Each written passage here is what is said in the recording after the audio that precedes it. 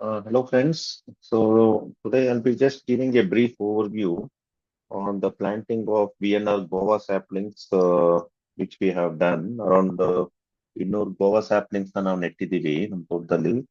So ಅದ್ರ ಬಗ್ಗೆ just ನಮ್ಮ ಒಬ್ರು ಎಕ್ಸ್ಪರ್ಟ್ ಸಂಗಮೇಶ್ ಅಂತಿದ್ದಾರೆ. ಸೊ ಅವರು ಸಾಕಷ್ಟು ನಮ್ಗೆ ಸಹಾಯ ಮಾಡ್ತಾ ಇದ್ದಾರೆ ಈ ಗೋವಾ ಸ್ಯಾಪ್ಲಿಂಗ್ಸ್ ನ ನಾಟೋದಕ್ಕೆ. ಸೊ ಅವ್ರ ಹತ್ರ ಜಸ್ಟ್ ಇನ್ಫಾರ್ಮೇಶನ್ ತಿಳ್ಕೊಳ್ಳೋಣ. ಜಸ್ಟ್ ಈ ವಿಡಿಯೋ ನೋಡಿ ಸ್ವಲ್ಪ. ನಮಸ್ಕಾರ ಸ್ನೇಹಿತರೆ, ಈಗ ನೋಡಿ ಇದು VNR ಗೋವಾ ಅಂತ ಹಾಕಿರೋದು. So as I am told 4 to 5 months ಅಲ್ಲಿ ಇದು ಫ್ಲವರಿಂಗು ಆಮೇಲೆ ಫ್ರೂಟಿಂಗ್ ಆಗುತ್ತೆ. ಈಗ ನೋಡಿ ಚಿಕ್ಕ ಫ್ರೂಟ್ ಇದೆ. ಸೊ ಇದು VNR ಗೋವಾ ಅಂತಾನೆ ಯಾಕೆ ಹಾಕಿದೀವಿ, ಇದ್ರ ಬಗ್ಗೆ ಸ್ವಲ್ಪ ಡಿಟೇಲಿಂಗು. ನಮ್ಮ ಸಂಗಮೇಶು ಫ್ರೂಟ್ ಪ್ಲಾಂಟ್ಸ್ ಅಲ್ಲಿ ತುಂಬಾ expert and he has a vast experience and he has been hand holding us into all this plantation. So ಸ್ನೇಹಿತರೆ, ನೀವು ನೋಡ್ದಂಗೆ ನಾವು ಟ್ರೆಂಚ್ ಅಲ್ಲಿ ಗೋವಾನ ಹಾಕಿಲ್ಲ. ಆ ಟ್ರೆಂಚ್ ಅಲ್ಲಿ ನಾವು ಕೊಕೊನಟ್ ಹಾಕ್ತಿವಿ, ಆಮೇಲೆ ಬನಾನಾ ಹಾಕ್ತಿವಿ. But this Goa is in the border. So VNR ಗೋವಾನೇ ಏಕೆ ಹಾಕಿದೀವಿ, ಯಾಕಂದ್ರೆ ಇದರಲ್ಲಿ ಸಾಕಷ್ಟು ಟೈಪ್ಸ್ ಇದೆ. VNR ಇವಾಗ ನೀವು ಸೈಂಟಿಫಿಕ್ ಲಿಟ್ರೇಚರ್ ನೋಡಿದ್ರೆ VNR Goa, Allahabad Safeda, L49, Arka, Mridula, these are the 4 commoner types ಇದೆ ಅಂತ ಹೇಳ್ತಾರೆ. ಸೊ ಸಂಗಮೇಶ್ ಅವ್ರು ನಮಗೆ VNR ಗೋವಾನೇ ಯಾಕೆ ಸಜೆಸ್ಟ್ ಮಾಡಿದ್ರು ಅನ್ನೋದು just he will give us little briefing. Hearing from experts is always better friends. I am not an expert, I am a doctor, but I am trying to learn. Sangamesh ಜೊತೆ ಸೇರಿ ಕಲಿಯೋಣ ಇದ್ರ ಬಗ್ಗೆ ಅಂತ ನಾನು ಇದ್ದೀನಿ. ಸೊ ಸಂಗಮೇಶ್ ಅವರೇ, ಇದ್ರ ಬಗ್ಗೆ ಸ್ವಲ್ಪ ನಮ್ಗೆ ವೀಕ್ಷಕರಿಗೆ ಸ್ವಲ್ಪ ಡಿಟೇಲಿಂಗ್ ಕೊಡಿ. ಯಾಕೆ VNR ಗೋವಾನ ನಮಗ್ ಸಜೆಸ್ಟ್ ಮಾಡಿದ್ರಿ ಅಂತ. VNR ಗೋವಾ ಚೆನ್ನಾಗೈತೆ ಸರ್, ಕ್ವಾಲಿಟಿ ಟೇಸ್ಟ್ ವೈಸ್ ಎಲ್ಲಾನು. ಈಗ ನಾವು ಬಹಳ ಜನ ಹಾಕ್ತಾರೆ sir, Allahabad Safed, Lucknow royal green, Taiwan pink, white, ಈ ತರ ಬಾಳ ಹಾಕ್ತಾರೆ ಸರ್. ಬಟ್ ಇದೇನಾಗುತ್ತೆ ಸರ್, ಅಲಹಾಬಾದ್ ಸಫೇದ್ ಫಸ್ಟ್ ಚೆನ್ನಾಗೈತೆ ಸರ್ ಕ್ವಾಲಿಟಿಲಿ. ನಮ್ಗೆ ಎಲ್ಲೇ ಸೀಬೆ ಗಿಡ ಹಾಕಿದ್ರೆ ಅಲಹಾಬಾದ್ ಸಫೇದ್ ನಾಟಿ ತರ ಬರುತ್ತೆ ಸರ್, ಚೆನ್ನಾಗಿ ಸ್ವೀಟ್ ಐತೆ ಸರ್. ಅದು ಬಿಟ್ರೆ ನಮಗ್ ನೆಕ್ಸ್ಟ್ ಸ್ವೀಟ್ ಸಿಗೋದು ಅಂಡ್ ಚೆನ್ನಾಗಿ ಶೈನಿಂಗ್ ಸಿಗೋದು ಅಂದ್ರೆ ಇದು VNR ಸರ್. ತೈವಾನ್ ನೋಡಕ್ ನಮ್ಗೆ ದಪ್ಪ ಸೈಜ್ ಸಿಗುತ್ತೆ ಸರ್, ಎರಡು ಹತ್ತತ್ರ 250, 300 ಗ್ರಾಮ್, 400 ಗ್ರಾಮ್, 500 ಗ್ರಾಮ್ ವರೆಗೂ ಸಿಗುತ್ತೆ ಸರ್ ತೈವಾನ್ ಪಿಂಕ್. ಬಟ್ ಅದೇ ಸ್ವೀಟ್ ಇರಲ್ಲ ಸರ್, ಸ್ವೀಟ್ ವೆರಿ ಲೆಸ್ ಇರುತ್ತೆ ಸರ್, ಪೂರ್ತಿ ಮೋರ್ ದೆನ್. ಬಟ್ ಇದೇನಾಗುತ್ತೆ ಸರ್, VNR ಸಖತ್ ಸ್ವೀಟ್ ಇರುತ್ತೆ ಸರ್. ಅಲಹಾಬಾದ್ ಸಫೇದ್ ನಾವು ಏನ್ ಕಾಯಿ ತಿಂತೀವಿ ಅದ್ರಲ್ಲಿ ಬೀಜ ಜಾಸ್ತಿ ಬರುತ್ತೆ ಸರ್ ಅಲಹಾಬಾದ್ ಸಫೇದ್. ಬಟ್ ಈ VNR ಅಲ್ಲಿ ಏನ್ ಬರುತ್ತೆ, ಬೀಜ ಯಾವುದೇ ರೀತಿ ಬರಲ್ಲ ಸರ್. ತುಂಬಾ ಸಿಕ್ಕಾಪಟ್ಟೆ ಕಡಿಮೆ ಅಂದ್ರೆ ಒಂದು ಕಾಯ್ದ ಸಿಕ್ಕರೆ ಒಂದು 10ರಿಂದ 12 ಬೀಜ ಸಿಕ್ಬೋದು ಅಷ್ಟೇ ಸರ್. ಅರೌಂಡ್ ಇದು ಬಂದು 120 ಗ್ರಾಮ್ ಇಂದ 150 ಗ್ರಾಮ್ ಲಾಸ್ಟ್ ಬರುತ್ತೆ ಸರ್, ಸೈಜ್ ಕೂಡ. ಟೇಸ್ಟ್ ಚೆನ್ನಾಗಿರುತ್ತೆ ಸರ್, ಬಟ್ ಅಂದ್ರೆ ಕ್ವಾಲಿಟಿನೂ ಹಂಗೆ ಚೆನ್ನಾಗೈತೆ ಸರ್. ಸೊ ಹಂಗಾಗಿ VNR ನಿಮಗೆ ಸಜೆಸ್ಟ್ ಮಾಡಿ sir. I think as you heard friends, so even I looked into the scientific literature ಅಲ್ಲಿ they suggest that ಈ VNR Goa is actually superior one because the size of the fruits can go up to 300 to 600 grams as per the literature. And pulp ಸಾಕಷ್ಟು seeds ಇರಲ್ಲ. As Sangamesh ಅವ್ರು ಹೇಳ್ದಂಗೆ ಸ್ವಲ್ಪ seeds ಕಡಿಮೆ ಇರುತ್ತೆ compared to Allahabad ಸಫೇಡಾ. ಆಮೇಲೆ ಅದರಲ್ಲಿ ಸ್ವಲ್ಪ ಸ್ವೀಟ್ನೆಸ್ ಜಾಸ್ತಿ ಇರುತ್ತೆ, ಆಮೇಲೆ ಪ್ರೊಡಕ್ಟಿವಿಟಿನೂ ಜಾಸ್ತಿ ಇರುತ್ತೆ, ಆಮೇಲೆ ಫ್ರೂಟಿಂಗು ಸ್ವಲ್ಪ ಜಾಸ್ತಿ ಇರುತ್ತೆ ಅಂತಿದೆ ನಾವು ಓದಿದಾಗ ಅದ್ರ ಬಗ್ಗೆ. ಆಲ್ ಸೀಸನ್ ಫ್ರೂಟ್ಸ್ ಸರ್ ಇದು. ಅದೇ ಇಟ್ಸ್ ಆಲ್ ಸೀಸನ್ ಫ್ರೂಟ್ಸ್ ಅಂತ. ಸೊ ಸಮ್ಮರಿಲಿ ಹೇಳ್ಬೇಕಂದ್ರೆ ಈ VNR ಗೋವಾದು ಸೈಜ್ ದೊಡ್ಡದು, ಆಮೇಲೆ ಟೇಸ್ಟ್ ಬಹಳ ಸಿಹಿ ಇರುತ್ತೆ, ಸೀಡ್ಸ್ ಬಹಳ ಕಡಿಮೆ. ಸೊ ಆಮೇಲೆ ಸ್ವಲ್ಪ ಥ್ರೂಔಟ್ ದ ಇಯರ್ ಸ್ವಲ್ಪ ಬಿಡುತ್ತೆ. So these are the qualities of VNR Goa. So Sangamesh ಅವರ, ಈಗ ನಾವು ಮಾರ್ಚ್ 15ನೇ ತಾರೀಕು 13ನೇ ತಾರೀಕು ನೆಟ್ಟಿದೀವಿ. ಸೊ ಆಸ್ ಪರ್ ನಾವು ನೋಡಿದ್ರೆ ಇದು ಕರೆಕ್ಟ್ ಟೈಮ್ ಅಲ್ಲೇ ನೆಟ್ಟಿದೀವಿ ಅನ್ಸುತ್ತಾ ನಿಮ್ಗೆ? 50-50 ಸರ್. ಈ ಟೈಮಲ್ಲಿ ನಾವು ಆಲ್ಮೋಸ್ಟ್ ಹಾಕಲ್ಲ ಸರ್, ಪ್ಲಾಂಟೇಶನ್ ಮಾಡಲ್ಲ. ನಮ್ಗಂತ ನೀರ್ ಸಫಿಸಿಯೆಂಟ್ ಆಗಿರೋದ್ರಿಂದ ನಾವು ಒಂದ್ ಧೈರ್ಯ ಮಾಡಿ ಹಾಕಿದೀವಿ ಸರ್. ಇಲ್ಲ ಅಂದ್ರೆ ನಾವು ಮೇ ಅಥವಾ ಜೂನ್ ಫಸ್ಟ್ ಗೆ ಹಾಕೊಂತಿದ್ವಿ ಸರ್. ನಮ್ಮ ಹತ್ರ ನೀರ್ ನಮ್ಗೆ ತೊಂದರೆ ಇಲ್ಲ ಅನ್ನೋ ಕಾರಣಕ್ಕೆ ನಾವ್ ಇವಾಗ ಹಾಕಿದೀವಿ ಸರ್, ತೊಂದರೆ ಇಲ್ಲ ಸರ್, ಹಾಕ್ಬೋದು. ಸೊ ಸ್ನೇಹಿತರೆ, ಅದು ನಾವು ಅಷ್ಟೇ ಇವಾಗ ಲಿಟ್ರೇಚರ್ ಅಲ್ಲಿ ನೋಡಿದಾಗ ಫೆಬ್ರವರಿ ಟು ಮಾರ್ಚ್ ಆಗ್ಬೋದು ಅಂತಿದೆ, ಅಥವಾ ಜೂನ್ ಟು ಜುಲೈ ಆಗ್ಬೋದು ಅಂತ ಇದೆ.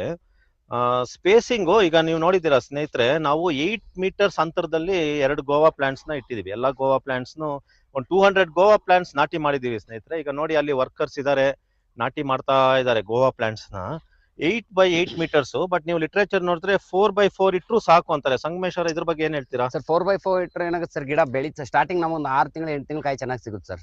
ಅದಾದ್ಮೇಲೆ ಏನಾಗುತ್ತೆ, ಗಿಡ ಬೆಳೆದು ಒಂದ್ ಗಿಡಕ್ಕೆ ಒಂದು ಅಟ್ಯಾಚ್ ಆಯ್ತು ಅಂದ್ರೆ ಸಿಗೋ ಈ ಗಿಡಕ್ಕೆ ಸಿಗೋ ಇಳುವರಿ ಆ ಗಿಡಕ್ಕೆ, ಒಂದ್ ಗಿಡಕ್ಕೆ ಸಿಗೋ ಇಳುವರಿ ಒಂದ್ ಗಿಡಕ್ಕೆ ಸಿಗಲ್ಲ ಸರ್. ಸೊ ನಾವು ಕ್ವಾಂಟಿಟಿ ಗಿಡ ಜಾಸ್ತಿ ಮಾಡ್ಕೊಂಡಂಗ ಆಗುತ್ತೆ ಸರ್, ಬಟ್ ಕ್ವಾಲಿಟಿ ಗಿಡ ಹಾಕಿದಾಗ ನಮ್ಗೆ ಇಳುವರಿ ಜಾಸ್ತಿ ಬರಲ್ಲ ಸರ್. ಅದೇ ನಾವು ಗಿಡ ಒಂದ್ ಗಿಡ 8 ಅಡಿ ಹಾಕಿದ್ರೆ ಆ ಗಿಡ 4 ಅಡಿ ಗಿಡ ಹಾಕೋ ದುಡ್ಡು ಇದೇ ಗಿಡ ಗೊಬ್ಬರ ಕೊಟ್ರೆ ಈ ಗಿಡ ಚೆನ್ನಾಗಿ ಬೆಳ್ಕೊಳ್ಳುತ್ತೆ. ಅದ್ರ ಗಿಡ ಗೊಬ್ಬರ ಏನ್ ಕಾಯಿ ಕೊಡುತ್ತೆ ಇದು ಡಬಲ್ ಕೊಡುತ್ತೆ ಸರ್. ಸೊ ಹಂಗಾಗಿ 8 ಅಡಿ ಹಾಕಿದ್ರೆ ಬೆಸ್ಟ್ ಸರ್. 8 ರಿಂದ 10 ಅಡಿ ಹಾಕೊಂಡ್ರೆ ನಮ್ಗೆ ತೊಂದರೆ ಇಲ್ಲ. ಈವನ್ ನಾವು 10 ರಿಂದ 12 ವರ್ಷದವರೆಗೂ ಇಲ್ಡಿಂಗ್ ತಗೋಬಹುದು ಸರ್. ಈ 4-5 ಅಡಿ 5 ಅಡಿ ಹಾಕಿದ್ರೆ ಏನಾಗುತ್ತೆ ಸರ್, 2 ವರ್ಷ ತಗೊಂಡ್ರೆ ಅದಾದ್ಮೇಲೆ ಮಧ್ಯದಲ್ಲಿ ಇರೋ ಗಿಡನ ನಾವು ತೆಗಿಲೇಬೇಕಾಗುತ್ತೆ ಸರ್. ಇಲ್ಲಾಂದ್ರೆ ಗಿಡ ಬೆಳವಣಿಗೆ ಪೂರ್ತಿ ಟ್ರಿಮ್ ಮಾಡ್ಕೊಂಡು ಹೋದ್ರೆ ಇಳುವರಿ ಬರಲ್ಲ ಸರ್. ಸೊ ಹಂಗಾಗಿ ಏನಾಗುತ್ತೆ, 4-8 ಅಡಿ ಬೆಸ್ಟ್ ಸರ್, 8 ರಿಂದ 10 ಅಡಿ ಬೆಸ್ಟ್ ಸರ್. ಸೊ ಸ್ನೇಹಿತರೆ ಅದು ಕೇಳಿಸ್ಕೊಂಡ್ರಲ್ಲ. So 8 by 8 feet is what he suggests for optimal growth. But literature wise they suggest that you can even consider 4x4. ಆಮೇಲೆ ಇದ್ರ ಬಗ್ಗೆ ಪೌಷ್ಟಿಕವಾದಂತ ನಾವು ಮೆನ್ಯೂರಿಂಗ್ ಮಾಡಿದೀವಲ್ಲ ಸಂಗಮೇಶ್ವರ. ಈಗ ಹೌದು ನಾನು ಸೂಪರ್ ಎನ್ರಿಚ್ಡ್ ಮೆನ್ಯೂರ್ ಬಗ್ಗೆ ನಾನು ಮಾತಾಡಿದೆ. ಹೌದು ಸರ್. ಕಾಂಪೋಸ್ಟ್ ನ ನಾವು ಸುಡೋಮೋನಾಸ್ ಮಿಕ್ಸ್ ಮಾಡಿದ್ವಿ, ಆಮೇಲೆ ಹೊಗೆ ಬೇವಿನ ಇದು ಹೊಂಗೆ ಮಿಕ್ಸ್ ಮಾಡಿದ್ವಿ. ಬೇವಿನ ಎಣ್ಣೆ. ಹೌದು ಸೊ ಇದೆಲ್ಲ ನಾವು ಮಿಕ್ಸ್ ಮಾಡಿ ಸೂಪರ್ ಎನ್ರಿಚ್ಡ್ ಮೆನ್ಯೂರ್ ಬಗ್ಗೆ. ಸೊ ಆ ಮೆನ್ಯೂರ್ ನಾವು ಎಷ್ಟು ಹಾಕಿದೀವಿ ಇದಕ್ಕೆ? ಒಂದೊಂದು ಗಿಡಕ್ಕೆ 1 kg ಕೊಟ್ಟಿದ್ದೀವಿ sir. Okay. So as per Sangamesh, 1 kg of manure for each guava plant is good enough. Literature ಅಲ್ಲಿ ನೋಡಿದ್ರೆ ಒಂದು nitrogen 500 grams, phosphate on 250 grams, potassium 500 grams per each plant per year. Per year. ಹೌದು sir. Per year. Per year just for all my medical novices ಅಥವಾ ನಮ್ಮ medical ಫ್ರೆಂಡ್ಸ್ಗೆ per year ಅದಕ್ಕಷ್ಟೇ ಬೇಕಾಗಿರೋದು. 500 grams nitrogen, 250 grams phosphate, ಆಮೇಲೆ 500 grams potassium per year ಬೇಕಾಗತ್ತೆ. 1 kg manure is suffice for 1 year. ಏನ್ ಸಂಗಮೇಶ್, ಒಂದು ವರ್ಷಕ್ಕೆ ಸಾಕದು? ಅಷ್ಟು ನಾವು ಅಷ್ಟು ಸಾಕಾಗಲ್ಲ ಸರ್. ನಾವು 6 ತಿಂಗಳಿಗೆ ಅಥವಾ 4 ತಿಂಗಳಿಗೆ ಒಂದ್ಸಲಿ ಹಾಕ್ತಿವಿ ಸರ್. ಓಕೆ. ಒಂದು ಕೊಟ್ರೆ ಒಂದು ಸಪರೇಟ್ ಬೇರೆ ಕೊಡ್ತೀವಿ sir. Okay. So Sangamesh says that we may have to do biannually, so that we will look into it. ಆಮೇಲೆ ಇದಕ್ಕೆ ಕಾಯಿಲೆಗಳು ಬರುತ್ತೆ. ಸೊ ವೀಕ್ಷಕರಿಗೆ ತಿಳ್ಕೊಬೇಕಂತಿರುತ್ತೆ. ಸೊ ಮೇನ್ಲಿ ಫ್ರೂಟ್ ಫ್ಲೈಸ್, ಆಮೇಲೆ ಮೆಡ್ಲಿ ಬಗ್ಸ್, ರಸ್ಟ್ ಅನ್ನೋದು ಪ್ರಿಡಾಮಿನೆಂಟ್ ಪೆಸ್ ಇದಕ್ಕೆ ಬರೋದು. ಆಮೇಲೆ ಕಾಮನ್ ಕಾಯಿಲೆಗಳು ಸ್ನೇಹಿತರೆ ವಿಲ್ಟು, ಅಂಥ್ರಾಕ್ನೋಸ್, ಆಮೇಲೆ ರಸ್ಟ್ ಅನ್ನೋದು ಬರುತ್ತೆ. ಸೊ ಇದಕ್ಕೂ ಔಷಧಿಗಳು ಹೊಡಿಬೇಕಾ? ನೋಡ್ಬೇಕು ಸರ್, ಇದಕ್ಕೆ ಏನಾದ್ರು ಆತರ ಕಾಣಿಸಿದ್ರೆ ಮೋರ್ ದನ್ 70% ಬರಲ್ಲ ಸರ್. ಎಲ್ಲ ಒಂದ್ಸರಿ ವೆದರ್ ಸೆಟ್ ಚೇಂಜ್ ಆಯ್ತು ಅಂದ್ರೆ ಆ ಟೈಮಲ್ಲಿ ಬಂದಾಗ ಒಂದ್ ಸ್ಪ್ರೇ ಮಾಡ್ಕೋಬೇಕು ಸರ್. ಆಲ್ಮೋಸ್ಟ್ ಕಡಿಮೆ ಸರ್ ಬರೋದು. ಓಕೆ. ನಾವು ಅಷ್ಟೊಂದೇನು ಇದಕ್ಕೇನು ಅಷ್ಟೊಂದು ರೋಗ ಬೀಳಲ್ಲ. ಸೊ ಸ್ನೇಹಿತರೆ, ಆಸ್ ಯು ಹರ್ಡ್, ಇದಕ್ಕೆ ಅಷ್ಟೊಂದು ಏನು ಟ್ರೀಟ್ಮೆಂಟ್ ಬೇಕಾಗಲ್ಲ. ಸೊ ಮೆನ್ಯೂರ್ ಹಾಕಿದೀವಿ. Will hope and pray that it starts yielding good fruit without us using any fertilizer is our wish, hope and prayer. That's what we are hoping for. And ಇದು harvest generally throughout the year ಬರುತ್ತೆ, but generally August October ಚೆನ್ನಾಗಿ ಬರುತ್ತೆ ಅಂತಿದೆ. ಏನಂತೀರಾ ಸಂಗಮೇಶ್ ಅವರೇ? ಇಳುವರಿ ಯಾವಾಗ್ಲೂ ಚೆನ್ನಾಗಿ ಬರುತ್ತೆ ಸರ್, ಬಟ್ ನಮ್ಗೆ ಆ ಟೈಮಲ್ಲಿ ರೇಟ್ ಚೆನ್ನಾಗಿ ಸಿಗುತ್ತೆ ಸರ್. ಈಗ ಬೇಸಿಗೆ ಟೈಮಲ್ಲಿ ರೇಟ್ ಚೆನ್ನಾಗಿ ಸಿಗುತ್ತೆ ಸರ್. ಆಮೇಲೆ ಯಾವ್ದಾದ್ರು ಹಬ್ಬ, ಬಟ್ ಯಾವಾಗ್ಲೂ ಇಳುವರಿ ಚೆನ್ನಾಗಿ ಬಂದೇ ಬರುತ್ತೆ. Okay, so as you saw, friends, I think pretty much most detailing is given in that interview with Sangamesh. So just to summarize, so this is VNR sort of a variant. So the key essence is that it gives a very good yield, superior quality, and it gives yield pretty much throughout the year is what has been referenced. And the weight of the fruit is said to be much better. 300, it can weigh up to 300 to 600 grams. And the seeds are very less. It has more pulp, and many a times it is said that the pulp is very sweet and there is a continuous fruiting, and it seems to be having a good shelf life. And the climatic conditions in which these guavas are meant to grow good is up to 20 to 35 degree in tropical and subtropical. And this was developed in Raipur. In fact, this is a derivative of Allahabad Safeda only. And this was developed by this company called VNR Seeds in Raipur. So this guava VNR, which we have planted, has originated by cross-pollination by this company VNR Seeds in Raipur. And this is a derivative of Allahabad Safeda only. So if you look into, see, basically when I looked into literature, there are multiple types of guava, but I looked at what are the commoner ones planted in Karnataka and what are the key ones that seem to be more popular. So of course, the first one is Allahabad Safeda, which is popular. And now, of course, the VNR sort of tends to rate a little bit better than these. And L49 is another one reference. The one which is developed by Karnataka is Arka Mridula. So any fruit that is developed by Karnataka Indian Institute of Horticulture in Bengaluru, I think has a prefix of Arka. So Arka is from maybe Arkavati.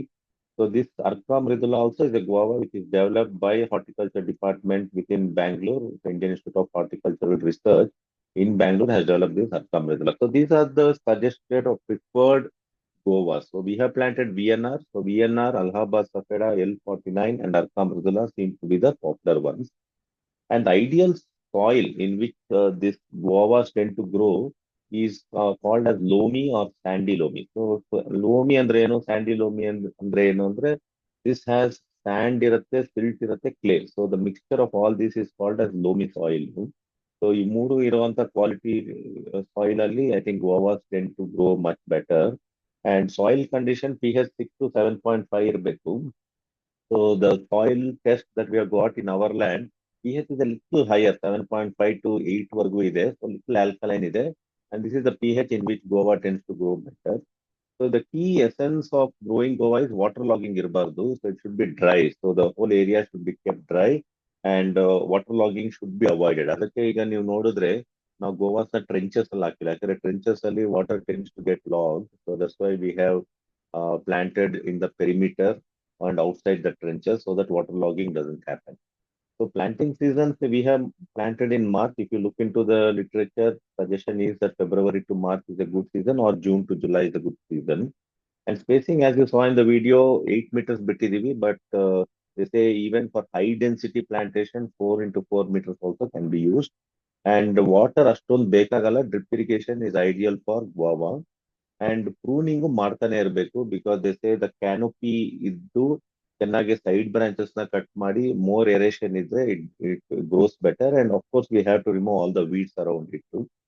Nutrient management I think ನಾವು video already mention ಮಾಡಿದೀವಿ. It needs I think 3 to 4 times manuring in a year ಬೇಕು ಅಂತ ಅನ್ಸುತ್ತೆ.